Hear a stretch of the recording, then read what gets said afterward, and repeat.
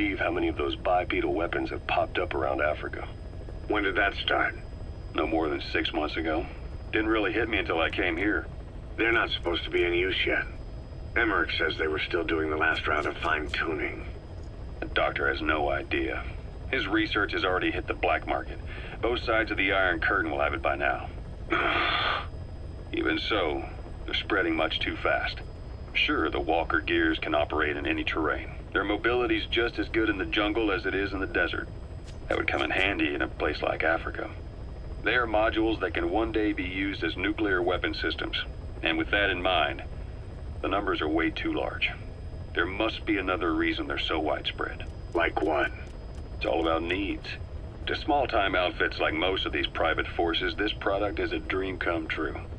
Hell, it goes beyond PFs. This is the ultimate weapon, the forbidden fruit, for anyone with an enemy to fight and people to defend.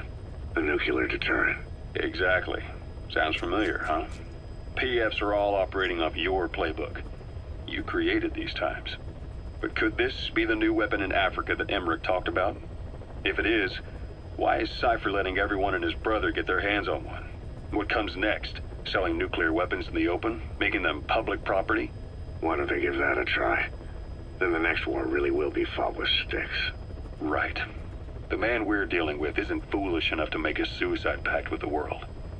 So, what is Cypher really up to?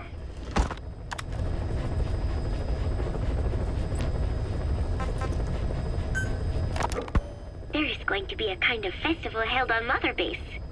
They are calling it Peace Day. Snake and his men may be without a nation, but they are still an army, and that means sometimes they have to fight the bad guys. Of course, they should not fight at all. It is obvious to me that any problem can be solved with reasonable discussion. Maybe Snake and the others think so too, because the idea is to set aside war for one day a year and relax in peace. I do not know how it came about, but apparently Snake and Miller got the idea while they were talking, and everyone on Mother Base went along with it.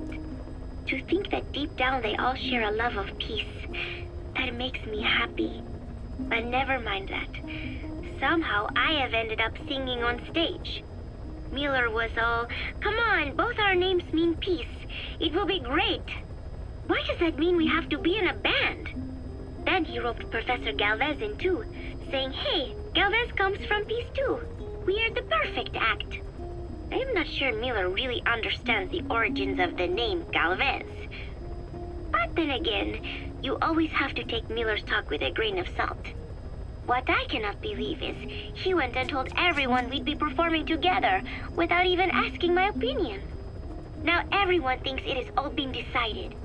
I like to sing, but I have never had to perform in front of a crowd.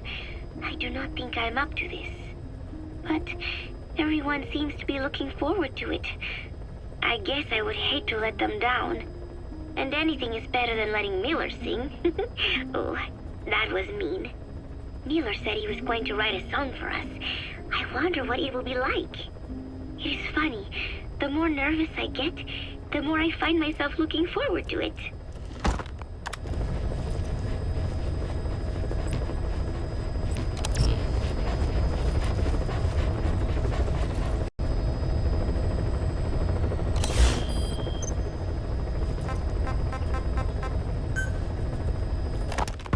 Boss, I have the report on that cargo we stole from Cypher's truck. The PF was transporting two things. The analysis of that malachite has come back first. Naturally, the main compound is copper.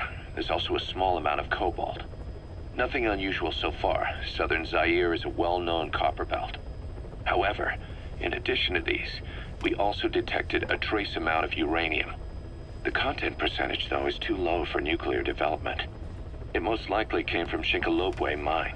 That's where the uranium in that area comes from. The mine's closed, as all the high-purity uranium ore dried up a long time ago, but you could probably still find it there in small quantities. That said, there are plenty of other uranium mines that are in operation, like in Niger, Namibia, South Africa. Why go to an abandoned mine to scrape up whatever's left and ship it out in mass quantities without refining it? They were transporting that yellow cake, too, which would suggest they have the technology to refine uranium. Anyway, that about sums it up. Unfortunately, the analysis of that yellow cake is taking a little longer. I'll let you know when it's done.